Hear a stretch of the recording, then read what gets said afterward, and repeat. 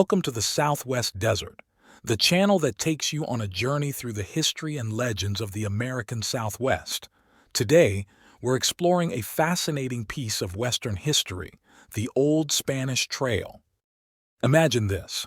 It's the mid-1800s and you're a trader or explorer making your way from Santa Fe, New Mexico to Los Angeles, California. The Apache are on the warpath, making the direct route too dangerous. What do? You take the long way around, following a winding path north through Utah. This circuitous route became known as the Old Spanish Trail, and it's a tale of adventure, commerce, and survival that shaped the American Southwest. The story of the Old Spanish Trail begins long before it earned its name. Spanish expeditions from Santa Fe had pushed as far north as the mouth of the Gunnison River, near what's now Grand Junction, Colorado, by 1776. That same year, Father Escalante attempted to blaze a route from there to Monterey, California. His party became the first group of white men to enter Utah, though they never made it to California. Escalante's route took them through the Uinta Basin in northeastern Utah to Utah Lake, then south to Lee's Ferry, northeast to Crossing of the Fathers where they crossed the Colorado River, and finally back to Santa Fe. While Escalante didn't complete his intended journey, he laid the groundwork for future explorers. Thank you for joining your desert frontiersman Alan for another Southwest tale. Please leave a like, comment, and share. For further desert adventures, hit the subscribe button. Hit the bell to be notified of new videos. If you would like to help support my channel and time, hit the super thanks heart icon on the bottom of the video and contribute. This is very helpful. Please forgive any mispronunciations. Fast forward to 1830. A group of 10 trappers led by William Wolfskill decided to pick up where Escalante left off. They set out from Santa Fe, determined to find a route to California. But instead of following Escalante's northern detour, they cut a more direct path. They crossed the Green River at what is now the town of Green River, Utah, made their way through the Wasatch Mountains to present-day Parowan, followed the Santa Clara River, crossed the desert to Las Vegas, Nevada, and finally reached California. This route, first traveled by Wolfskill and his companions, became the Old Spanish Trail. Starting in 1831, it was used annually by trading expeditions, gradually evolving into a well-beaten road that remained in use until 1852.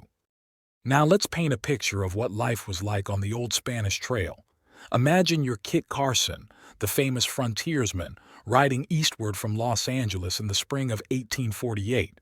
You're carrying dispatches from Colonel John C. Fremont, and you've just overtaken a caravan heading back to Santa Fe after a trading expedition to Los Angeles. What you see is a spectacle of frontier life.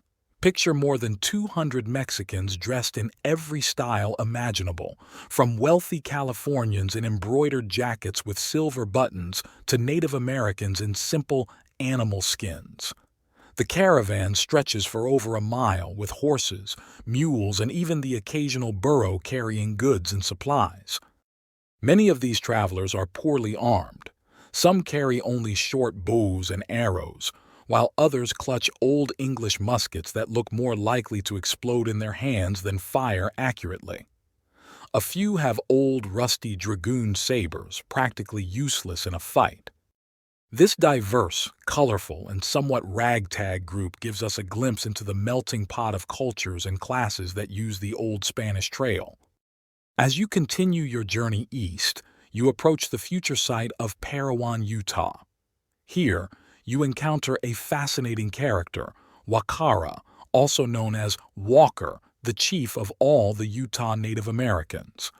Wakara has set up camp near where the trail enters the Wasatch Mountains, and he's not there by chance.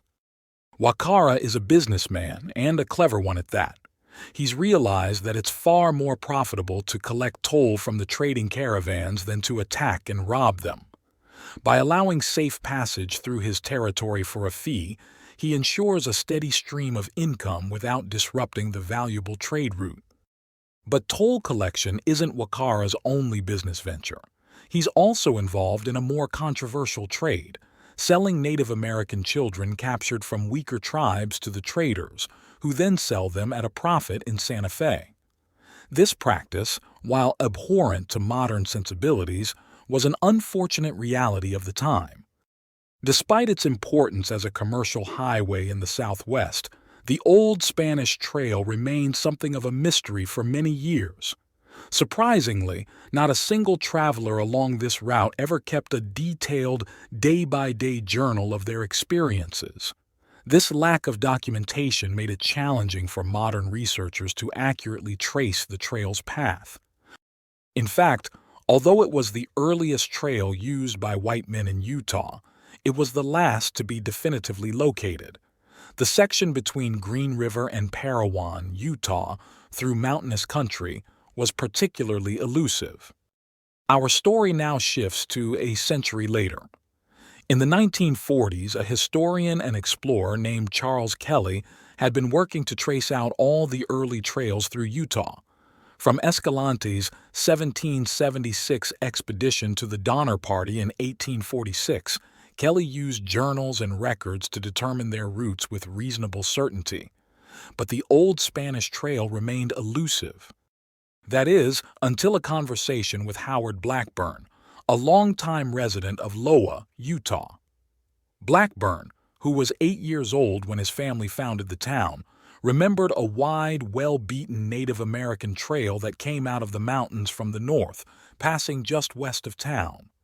This trail, as wide as any modern road and visible for miles, was still being used by Native Americans when Blackburn first arrived in 1879. This information was the key Kelly needed. The geography of the area meant that the old Spanish Trail had to pass somewhere in that vicinity. Further confirmation came from an old journal written by George Washington Bean, another pioneer of Wayne County, Utah. Bean's journal provided a crucial piece of information about an expedition led by John Charles Fremont in the winter of 1853. Fremont, exploring a potential railroad route, had been forced to cache all of his goods in deep snow so that the pack animals could be eaten to prevent starvation. The location of this cache had been a mystery, but Bean's journal revealed that it was near the present town of Fremont. This information, combined with Blackburn's recollection of the old trail passing just west of Fremont, not only helped to identify the route of the old Spanish Trail, but also explained the origin of the town's name. With these clues, Kelly was able to piece together much of the route of the old Spanish Trail through Utah. From the Green River crossing, it went west across a desert to the head of San Rafael River, then south and southwest past the sites of Castle Dale and Emory. It followed along the east base of Thousand Lake Mountain to a creek and up that stream to the summit near the head of Salina Canyon.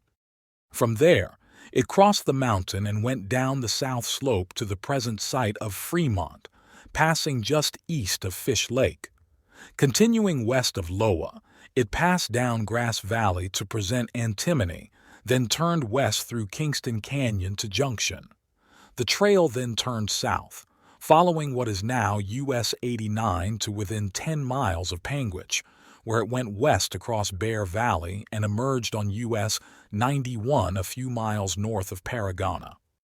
The final stretch went south through Parowan, past Little Salt Lake to Enterprise, through Mountain Meadows and down Santa Clara Canyon to Virgin River.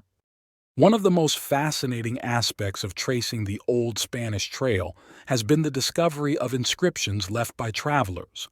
In Braffett Canyon, near Paragona, Utah, researchers found a cross carved on a rock with the initials AWLB and the date 1831. Nearby, on a large boulder, the word gold was cut in reversed lettering, sparking local legends of buried treasure. In Santa Clara Canyon, the name Louis Rivard was found cut into the rock. Research revealed that Rivard was likely a French trapper who had been part of the Astorians outbound from St. Louis in 1810 to 11. and later a member of Captain Stansbury's expedition of 1849 to 50, which made the first survey of Great Salt Lake. These inscriptions, while rare, have been invaluable in confirming the route of the trail and providing glimpses into the lives of those who traveled it. The Old Spanish Trail, though less famous than some other pioneer routes, played a crucial role in the early history of the American Southwest. Over its winding path traveled many of the most famous names in Western history. Kit Carson carrying dispatches for the president, John C. Fremont on his various exploring expeditions, Pegleg Smith and Chief Wakara on horse-stealing expeditions to California, Antoine Robidoux trading and trapping, Miles Goodyear heading out to stock the first ranch in Utah, and Marcus Whitman on his legendary ride to save Oregon. Today, much of the trail can still be followed, sometimes by car, sometimes only by sheep trails. It stands as a testament to the courage, ingenuity, and perseverance of the early explorers and traders who helped to shape the American West.